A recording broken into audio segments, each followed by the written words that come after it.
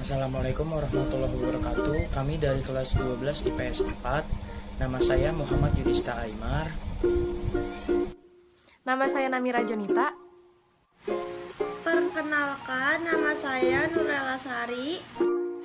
Perkenalkan, nama saya Putri Agisya Rahmania.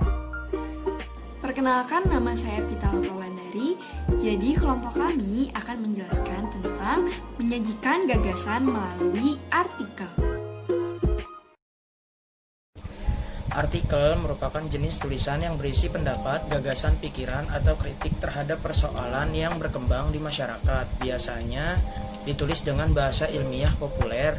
Intinya, artikel opini adalah tulisan yang berisi pendapat tentang penulis tentang data, fakta, fenomena, atau kejadian tertentu dengan maksud dimuat di surat kabar atau majalah. Berikut ini pengertian dari fakta dan opini. Fakta adalah kenyataan atau peristiwa yang benar-benar ada atau terjadi. Fakta biasanya dapat menjawab pertanyaan apa, siapa, kapan, di mana, dan berapa.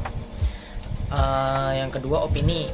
Opini adalah pendapat, pikiran, atau pendirian seseorang terhadap sesuatu. Opini biasanya dapat menjawab pertanyaan bagaimana dan mengapa.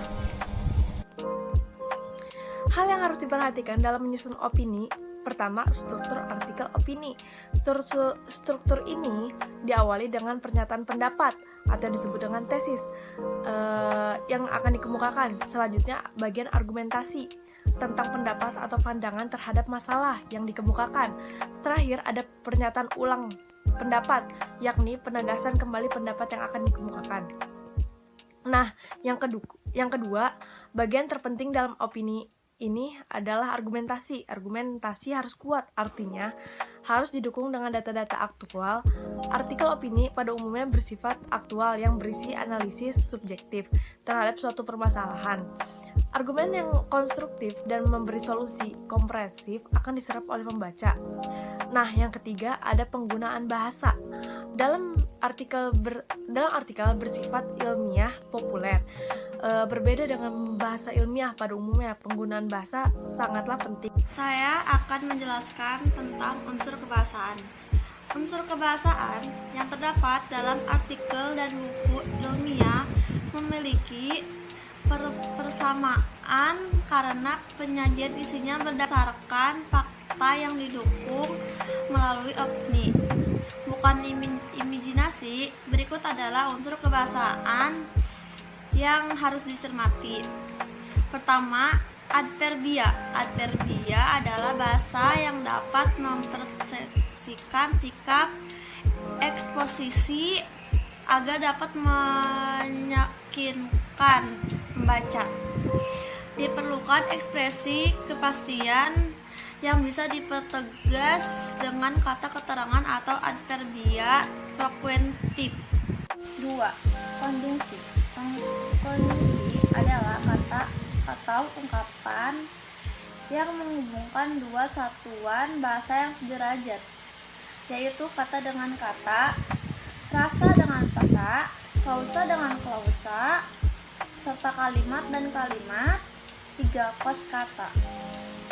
Kosakata adalah pendaharaan kata-kata supaya teks tersebut mampu meyakinkan pembaca. Diperlukan kosakata yang luas dan menarik. Biasanya konten teks yang menarik tersebut mencukupi hal-hal tersebut. Yang A. Aktual, B. Fenomenal, C. Editorial, D. Nominasi, E. Modalitas, F. Nuktilan, G. Tajuk rencana, H. Teks opini, I. Keterangan. Selanjutnya, penyajian artikel ini dibedakan menjadi 5 pola. Nah, yang pertama ini ada pola pemecahan topik. Pola ini memecah topik yang masih berada dalam lingkup pembicaraan yang ditemakan menjadi subtopik atau subbagian yang lebih sempit. Kemudian menganalisisnya dengan masing-masing. Dan yang kedua, pola masalah atau pemecahannya. Pola ini lebih dahulu mengemukakan masalah, baik itu masalah pokok maupun masalah lainnya. Namun, masih berada dalam lingkup masalah pokok bahasan utama. Dan yang ketiga saja ada pola kronologi. Pola ini menyajikan artikel sesuai dengan kronologi, urutan, kebersinambungan, keberlanjutan, bagaimana sesuatu itu terjadi dipaparkan secara runut dan runtut. Dan yang keempat, pola pendapat dan alasan pemikiran. Pola ini baru dipakai jika penulisnya menyampaikan pendapat atau gagasan atau pendapatnya sendiri, kemudian berargumen secara jelas tentang hal tersebut. Dan yang kelima, ada pola pembandingan. Pola ini sama seperti gaya penulisan komparatif, yaitu membandingkan dua aspek atau lebih dari satu topik lalu menunjukkan persamaan atau perbedaan. Kecenderungan pembaca teks opini adalah membaca tulisan yang tidak terlalu panjang, mudah dipahami, dan mudah dibaca. Oleh karena itu, pada saat membuat opini harus menggunakan bahasa yang komunikatif, tidak bertele-tele, dan ringkas penyajiannya. Dalam menggali gagasan argumentasi, gunakanlah kalimat yang efektif, efisien, dan mudah dimengerti. Berikut terdapat contoh artikel opini. Perhatikan baik-baik ya. Di sini ada contoh yang berjudul "Agar Anak Miskin Terus Sekolah". Nelson Mandela berujar bahwa pendidikan adalah senjata ampuh untuk menguasai dunia. Kata-kata mantan Presiden Afrika Selatan itu menegaskan betapa pentingnya pendidikan dalam mengubah hidup manusia, bahkan bangsa. Bangsa yang maju menandakan setiap warganya bisa mengakses pendidikan dengan baik, termasuk anak miskin sekalipun. Di Indonesia, setiap orang berhak mendapatkan pendidikan yang layak, seperti digariskan di pasal 31 Undang-Undang Dasar tahun 1945. Tapi masalahnya, apakah semua anak di Indonesia sudah bisa mengakses pendidikan? Di atas kertas, sekolah memang gratis, tetapi di lapangan masih banyak saja ditemukan iuran yang harus dibayar siswa ke sekolah oleh orang tua siswa.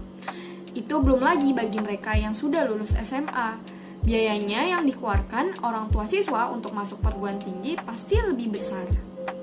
Selanjutnya, bagi orang tua siswa mampu, tentu saja biaya-biaya tak masalah. Bahkan mereka rela mengeluarkan biaya yang lebih besar untuk mendapatkan pendidikan yang baik untuk anak-anaknya. Masalahnya, ada yang mengganjal bagi orang tua siswa yang tak mampu alias miskin. Akhirnya tak sedikit anak-anaknya menjadi putus sekolah. Sekolah seolah merasa sah saja mengutip dari orang tua siswa. Alasan seperti terlambatnya pencairan dana bantuan operasional sekolah atau BOS, kecilnya dana BOS, dan sebagainya. Bahkan pembangunan fisik pun sekolah menarik iuran dari siswa, misalnya bikin pagar, musola, taman, dan ruang kelas. Padahal itu seharusnya tanggung jawab pemerintah lain. Halnya kalau sekolah itu swasta. Sekolah swasta pun seharusnya juga memberi perhatian pada anak-anak miskin. Negara tetap hadir di sana, misalnya dengan membuat aturan setiap sekolah swasta wajib menyediakan 20% bangku untuk anak-anak miskin dengan biaya murah, bahkan gratis. Sekolah swasta bisa menerapkan subsidi silang untuk menampung anak-anak miskin, sehingga anak-anak miskin bisa mendapatkan pendidikan yang bagus. Tak hanya itu, negara juga berperan untuk mengawasi sekolah agar tidak melanggar hak-hak anak dalam memperoleh pendidikan.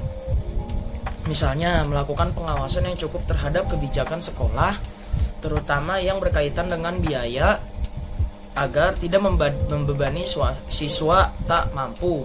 Setiap pungutan jangan dilepas secara sepihak kepada sekolah, tetapi harus mendapat izin kepada pemimpin daerah dan dibahas oleh Dewan Perwakilan Rakyat. Selain itu, aparat pemerintah juga perlu turun ke kampung-kampung miskin dan mencari anak-anak miskin yang putus sekolah. Jangan sampai ada di antara mereka yang pernah tidak bisa biaya lalu tidak bisa sekolah. Sebab seperti diketahui, meskipun di sebagian tempat dan tingkatan pendidikan biaya sekolah gratis, namun ada juga orang tua yang tidak bisa memenuhi kebutuhan pendukung agar anak mereka bisa sekolah. Negara harus hadir dan memiliki tanggung jawab besar terhadap pendidikan anak-anak miskin, sebab sekolahlah harapan satu-satunya agar mereka bisa mengubah nasib dan keluar dari jebakan kemiskinan. Dengan sekolahlah, seperti kata Nelson Mandela, di atas mereka memiliki senjata untuk menguasai dunia. Berikut ini adalah contoh fakta dan opini dari contoh artikel tersebut. Faktanya, Nelson Mandela berujar bahwa pendidikan adalah senjata ampuh untuk menguasai dunia. Nah, yang kedua, kata-kata mantan Presiden Afrika Selatan itu menegaskan betapa pentingnya pendidikan dalam mengubah hidup manusia, bahkan bangsa. Nah, yang ketiga, bangsa yang maju menandakan setiap warga bisa mengakses pendidikan dengan baik, termasuk anak miskin sekalipun. Nah, yang keempat, di Indonesia setiap orang berhak mendapatkan pendidikan yang layak, seperti digariskan dalam pasal 31 Undang-Undang Dasar 1945. Nah, yang kelima, di atas kertas sekolah memang gratis, tapi di lapangan masih banyak ditemukan iuran yang harus dibayar oleh siswa kepada sekolah. Opininya adalah yang pertama, dari uang masuk sekolah, uang seragam, buku, uang ujian, hingga iuran-iuran bernilai kecil yang sering kali membuat orang tua miskin terpaksa menyuruh anaknya berhenti sekolah. Yang kedua, sekolah seolah merasa sah saja mengutip ini itu dari orang tua siswa dengan berbagai alasan, seperti terlambatnya pencairan dana bantuan operasi sekolah atau dana BOS, kecilnya dana BOS, dan sebagainya. Yang ketiga, padahal seharusnya itu semua tanggung jawab pemerintah, lain halnya kalau sekolah swasta. Yang keempat, sekolah swasta pun seharusnya juga memberi perhatian terhadap anak-anak miskin. Yang kelima, tak hanya itu, negara perlu berperan untuk mengawasi agar sekolah tidak melanggar hak-hak anak dalam memperoleh pendidikan. Sekian dari kelompok kami, mohon maaf bila ada kesalahan kata. Saya akhiri, wassalamualaikum warahmatullahi wabarakatuh.